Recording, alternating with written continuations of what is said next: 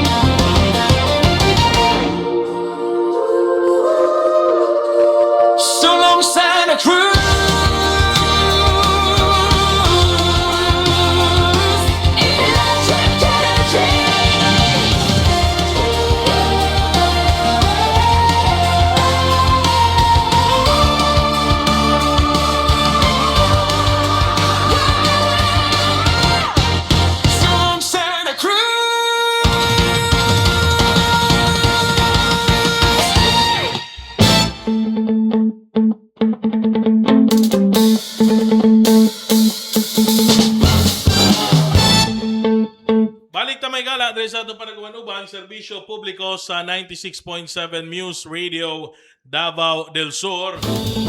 Sama sa akong naingon ganiha, makauban nato diri sa itong programa ang head sa Local Economic Enterprise Office o atong manager diha sa atong Local Economic Enterprise Office, Ma'am Camila Infiesto. Kay daghang putag pangutana sa iyaha, labi na karon no, panahon sa krisis, pero sugod sa tabisik sa ilahang opisina. Tagaan sa nato gigayon, makatimbaya sa atong masuking tigpaminaw. Ma'am Camila, maayong hapon, welcome sa atong programa. Maayong hapon, Sir Lowell, og sa ato ang tigpaminaw sa Santa Cruz, Davao del Sur. Ma'am, una na akong pangutana, Local Economic Enterprise, angay sa alang sa mga wala masayon. Unsa ni nga opisina, unsay mandato, unsay trabaho ani? Okay, Sir Lowell, ang Local Economic Enterprise Management Office, isa ni sa opisina nga nagahigayon og kanang mga pamaagi nga matubag nato ang mandato sa ato ang Local Government Code, diin gitagaan og mandato ang mga local government units nga mamahimong self-sufficient, dili lang ta kaayo dependent sa ato ang national tax allotment. So ang local government karon, ang munisipyo sa Santa Cruz adunay kanang 6 nga gaining local economic enterprises. So we have the katong public market, kay sumala sa local government code, ipahigayon pod sa ato ang local government units ang mga basic facilities. So maunang naatay market, public market, naatay transport terminal, ato ang cemetery, we have the waterworks system, ang naatay slaughterhouse, o naatay municipal training center. How much revenue ang inyong ma-generate gikan ani nga mga enterprises? Last year, Sir Lowell, aduna tay 47 million nga namahimong income sa maong mga economic enterprises from the 6 economic enterprises. Can we say it's good? Okay na siya? Actually, we already contributed 15% to our local revenue. So gani ang atuang mga expenses within the local economic is gikan na sa atuang income. So kuan na diha na nato gikuha, kay isa pud na sa gi-encourage sa atuang DBM nga kailangan ang expenses sa ato ang local economic units, different economic units, should come from the income of that economic enterprises. In the absence, kung walay ingana nga mga income ang usa ka LGU, walay gina-manage ang inyong opisina, unsa ka lisod? Magsalig lang gyud sa taxes collected, no? Sa una, Sir Lowell, subsidized gyud ang local economic enterprises. So subsidized pa na siya sa general fund, kay dili pa to maka-stand ang economic enterprises, kay dili pa man gaining. So for the past 3 years, naga-increase na ang income sa maong mga economic enterprises. In fact, some of the katong mga minor projects diha na gani gihapak or gikuha sa income sa local economic. So asa pa ang uban nga mga kwarta gikan diha na adto ma'am? Ang collections ninyo asa ng mga services? Of course, ang kuan gigahin na siya sa personal services, sa ato ang mga sweldo, then sa operating expenses, and katong sa akong giingon na ganina nga aduna po tay gigahin nga katong mga minor projects nga ato apong diha nato gikuha sa ato ang income. Kamo ang inyong gina-manage terminal, apil na pod ang palengke. Kamo gyud murag gaatubang aning gitawag nato nga mga MSMEs, micro, small, medium enterprise. Unsay mga tabang na ginahatag nato sila para mapakusog po nato na ilahang grupo ma'am? Actually, so ang amo apong ginahimo nagakuan pud mig mga advocacy sa ilaha, nagahatag pud mi sa labi na dinha sa palengke. We also kanang naghatag pud mig training on kanang financial literacy, and in fact we also invited kanang sa ato ang Santa Cruz Chamber, like, for example the DBP manager nga who conducted also the financial literacy last year para makuan pud nato ang atong mga micro entrepreneurs diha sa palengke ug unsaon nila pagpalambo sa ilahang negosyo and at the same time on that financial management, sir. Ginaunsa nato pag-balance ang kanabang maingon sila nga okay nakatabang at the same time padayon nga makakolekta tagikan sa mga arkila nila diha. Okay ra pod sila sa mga ginakolekta nato ng mga rents diha. Sa karon, Sir Lowell, kanang naa jud sila religiously paying, pero aduna pud ang uban naa gyoy kanang naglisod pa og cover up sa ilahang rental diha sa palengke. Mao nang kita man gud naa nagasubay man pud gud ta naag man gud pud tay ordinance. Yes. So base pud sa ordinance, kung although mohatag tag lugway sa ilaha, but then kung sobra na pod ato apod tong ipatuman tong unsa to nakalatid na naa sa ordinance, Sir Lowell. Although kanang sa amua muhatag mi og kanang grace period sa ilaha o lugway para lang marag something nga maka-recover sila ba.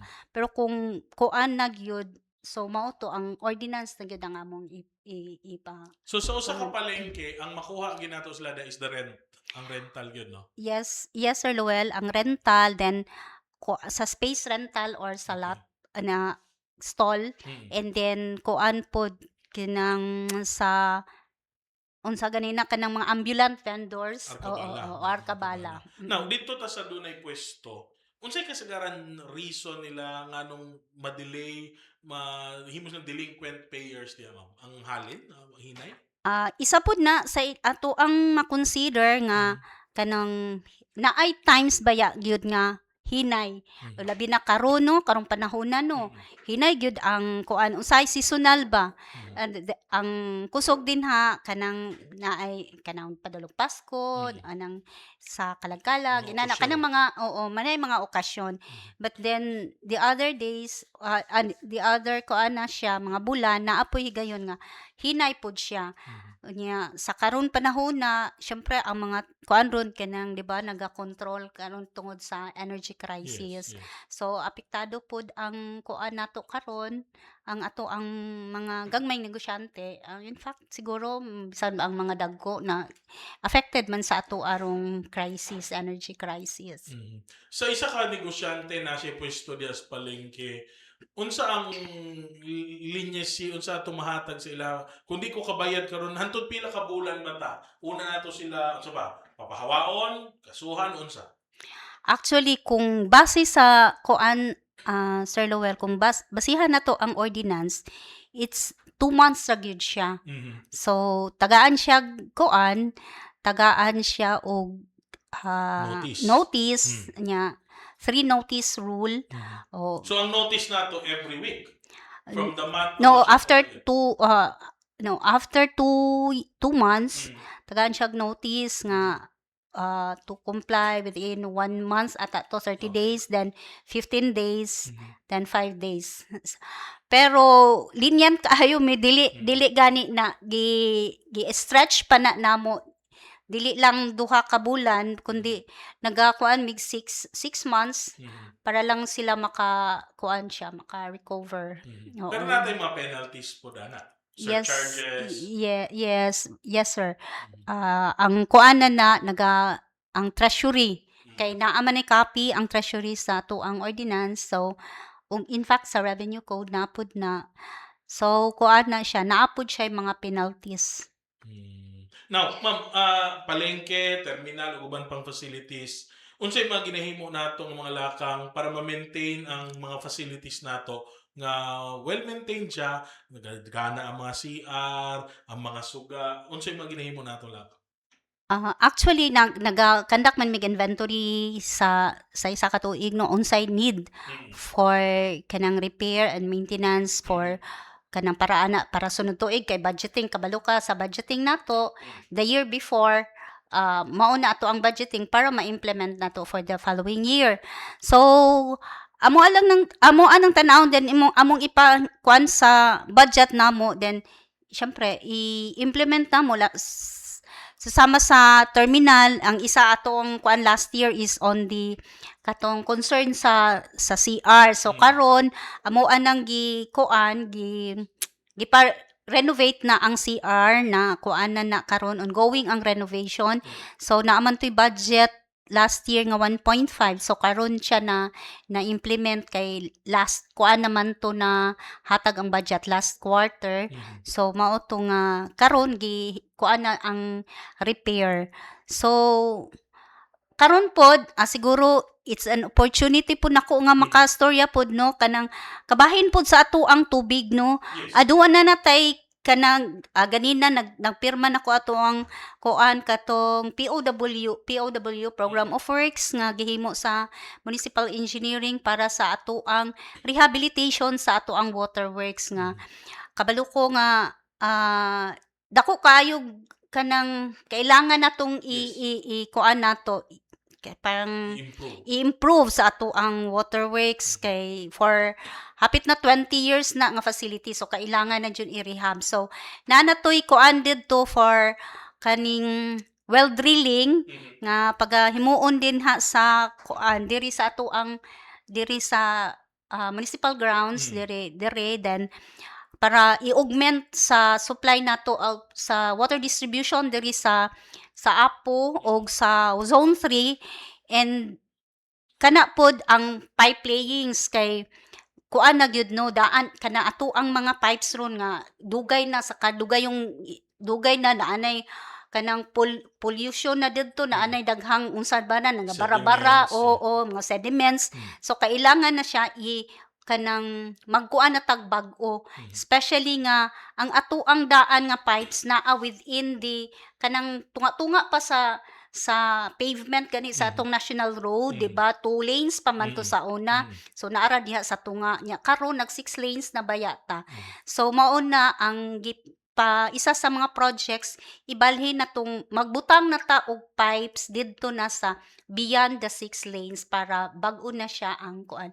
Pero hopefully matanaw ma-address na tong non-revenue water nato ang mga leaks. So makuan na to mauna na sa i-address na sa ato ang mga problema. Isa sa kuan kanang proyekto nga ipahigayon para ma-solve ng problema on hinay ang supply sa tubig karon panahon. Hinay usahay wala pa gyud. Usahay wala pa gyud. Yes, last election mo man po ng campaign promise paglingkod ni Mayor Tata Sala nga resolbahon na ni kaning century old problem sa tubig diri sa Santa Cruz. And baguhay lang naka-interview po nato si Attorney Julius Rizada, Konsehal Rizada. Mo itong ipakita po niya katong plano para sa improvement na sa atong water system as part na sa inyuhang income generating operation diha, ma'am. Makita ba nato nga masulbad na ning problema sa tubig sa Santa Cruz in this term of our mayor? Yes, dako kayo kuno kanang unsa na trust nga mapakuan jud na no kay si May kanang dako isa na sa priority projects ni Mayor karon nga term niya. So gani gigahinan na og kanang budget, ang paggahin lang daan anag budget for the rehabilitation of the kaning existing waterworks. Dako na kaayo na nga kanang solusyon nga mahimo anang ato ang problema sa tubig. So mao na karon amo ana nang sa amo ang nga level kauban sa engineering and other offices amo ana nang gisugdan, actually gisugdan katok sa akong giingon na naa na ng POW. In fact kanang ato ang mayor no kay visionary man jud na atong mayor, nagalantaw man pud gani na siya for 25 years na atay water sustainability. So maunang iyahang na isa sa iyahang project puhon maunang pagkuan o pag unsa na bulk water supply. So karong tuiga in fact last year nagsugod na mi paghimo sa feasibility study ana nga bulk water supply. So You've been there sa imong opisina, ma'am, makadawat magitag mga reklamo may tungod sa supply sa tubig. Siguro karon makaingon ta nga gamayng hula antos na lang yun. Masulbad yun ni makaginhawag yun ang mga tao. Pati kamo diha pod di na mo mabunog og mga reklamo sa tao. o lagi sir maupod na amo ang kuan ang isa pod gani namong himuon gani kanang advocacy sa kada barangay katong service area katong barangays nga amo ang giserbisyuhan kay para makahibalo pod sila unsa sa amo ang level unsa pod ang mga katikaran nga among gihimo para masulbad mahatagan og solusyon kaning nga mao nga problema sir. Balik lang ko dito sa palengke na natay existing public market pero di nato malimod nga naa gihapon kining mga illegal vendors, mga unregulated nga mga namaligya. Unsa itong ginahimo para mabalanse pod nga di pod mga suko to mga gabayad yun og buwis diya, gabayad yun og mga tarong na rentas palengke compared ani mga ambulant or illegal vendors dito sa Santa Cruz. Sir, kung within the market naaman na no gikolektahan na namo ang ambulant vendors within the public market ini ka Sabado ug Domingo. However, siguro na ay isa siguro pud nimong concern is katong mga ambulant vendors beyond sa kuan sa public market. So in fact naata po'y ordinance ana nga 1.5 kilometer radius within the public market gikuan gyud unta na nga walay mga talipapa. Pero reality check naa gihapon no naa man gihapon to. So in coordination sa ato ang police kay naa naman to didto sa ordinance so makig-coordinate mi ana para unta unsa man na mabadlong sila sa kuan sa maong manang ilahang kuan din na Or mubayad na lang, di ba? mas maayo pud unta nga kolektahan na lang sila kay syempre pud ato ang i-consider no kanang free enterprise man pud no.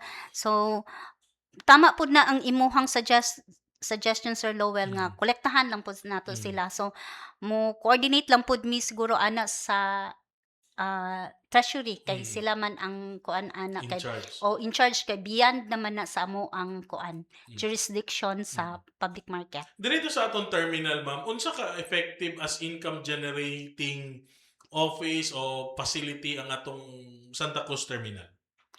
Ang ato ang Santa Cruz terminal actually kanang naka-earn siya income pero dili kaayo dako kay dependent naman tano kanang kung kinsa ang number of buses nga mosulod or ang mga vans. In fact, karon nga panahona sa energy crisis nagbaba gyud ang amo ang income. Oo. So last year naglesen ang yes sir, ang trips. So nagbaba jud ang karon jud ang amo ang income sa kuan sa March ug February January, February, ang amo ang net income ra dito is 400 plus. So siguro maka-kuan siya pero kung ikuan nimo sa other expenses nga maka-break even pero dili jud ingon nga pareha sa uban para sa waterworks, para sa slaughterhouse nga dako-dako og income. But now mas religiously ba badlong na nato ang mga drivers nga musulod jud sa atong terminal. Yes. Dili lang mulabay mo agi nga oy makabana ni mga bus o vans diha. Mm. Kay mandato dapat musulod man gid sila sa mga terminal sa mga munisipyo tungod napoy mga pasahero gahulat. Oo.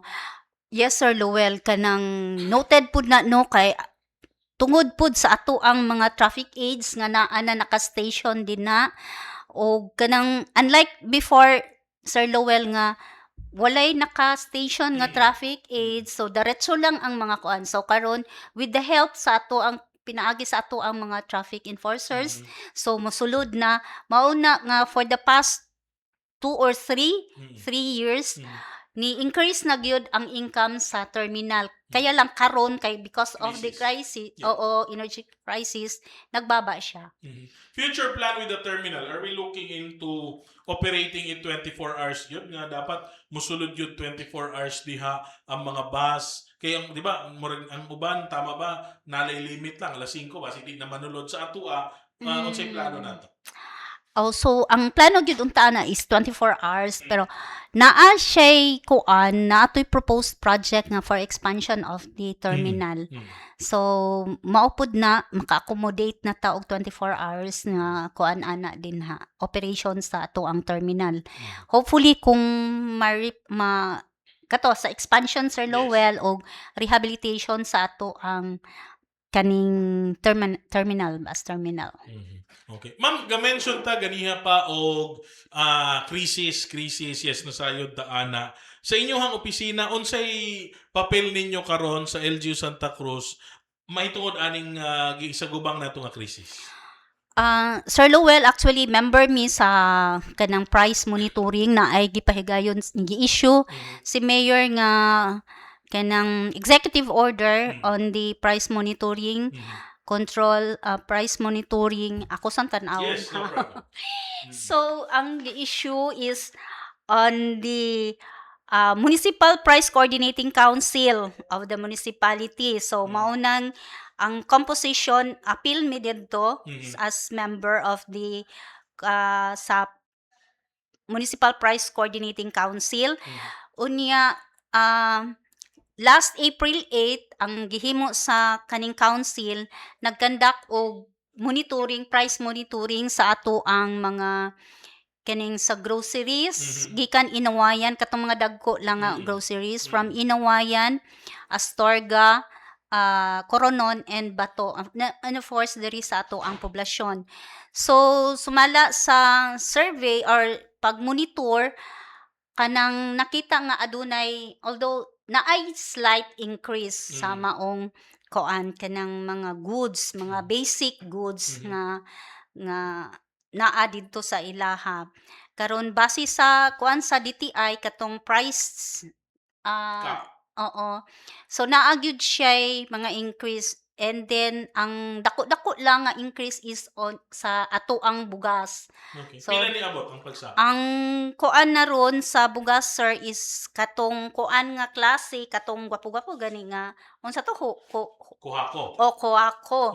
So naabot na siya 65 per kilo. So taas-taas na no gikan sa 58 to 65. But wala sila gi-violate pangabalaod sa ilahang gihimong pag-increase. Sa karon ang DTI man maoy mo pa higayon ana no kung in case na ay mga kaning price increase nga taas na gyud beyond na gyud sa ilahang namay poy mga kuan panang selling price retail standard retail price nga gikuan ang DTI. So kailangan dili lang pud ingon ana ang range taas kay ang range or else ang DTI mo intervene na ana sa kuan sa kanang grocery store ba unya kana kay kinahanglan man kanang dili sila kanang mag-overprice or dili nila makuan nga unfair pod ang practices nila for our consumers. Sa ato ang mga palengke, kumusta po ang mga presyo? Dili po ingon nga reasonable ba ang pagsaka nila? Sa karon hinuon slight lang gyud ang ang price increase sa ato ang mga commodities. Dili man ingon nagakuan jud ta nga inana kataas. Siguro lang pud sa bugas lang ang nakita nga naay taas og sa mga base sa price monitoring, Sir Lowell, ha, og sa ato ang mga gulay. Siguro sa transportation cost siguro na maunang nagtaas-taas og increase ang ato ang mga gulay. Okay. Ma'am, dugay na ka diya sa local economic enterprise head. Unsay vision nimo para sa mga opisina? Ang ato ang vision gyud unta, we can in as much as kanang kuan man gyud tano kaning mandato namo Yes. nga maka-contribute mi sa income sa ato ang kuan local government coffers. So we targeted ang among gi-envision nga ang local economic enterprises mamahimo na untang self-sustaining economic enterprise, in that kanang maka-contribute na dili lang 15% to the income of the local government, but then maka-increase at least mga 25%. Is that doable? Tanawin. Yes, sir, it's doable kung in place na tanan. Like for example, dako kayo ato ang makuan sa ato ang water system. Oo, dako kayo na siya benefits ato in Yes. terms of monetary benefits sa ato ang panudlanan. Kung in place na makuan na nato ma-repair or makuan na nato ang waterworks system, kay considering ang population nato naga-increase, not only the population but then sa ato ang commercial and industrial. So dako ang panginahanglan sa tubig, and water is the basic necessity and need sa ato ang mga katawhan. Yes, it goes both ways. We want to earn from it. Kinahanglan gyud nato muhatod pud og serbisyo dito sa mga tao. Yes, Sir Lowell. Tama gyud Sa ka. tibuok Santa Cruz, pila ba ang coverage sa ato ang existing water system? Sa karon ang atong gi-cover is kuan lang yun siya, Sir Lowell.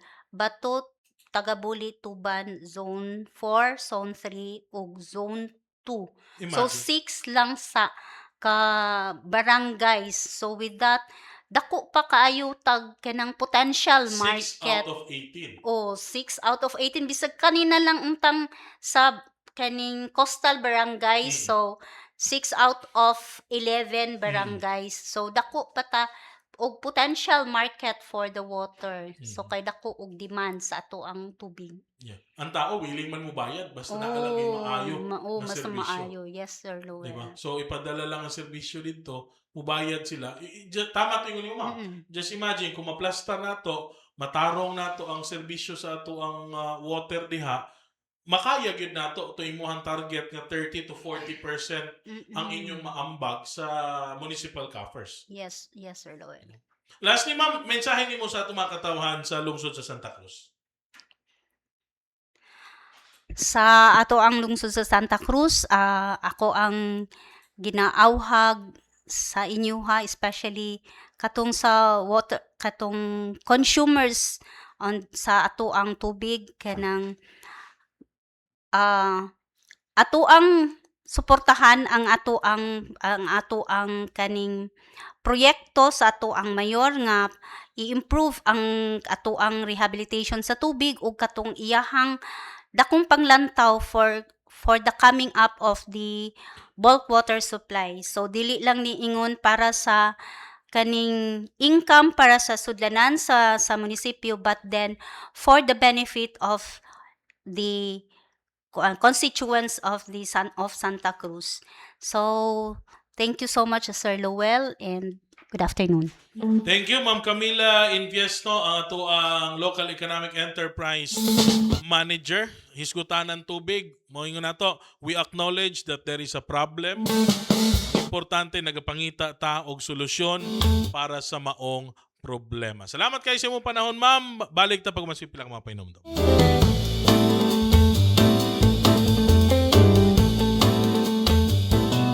Coming home to you, a Davos sunset fills the skies. I think of times we've shared, my reflection in your eyes.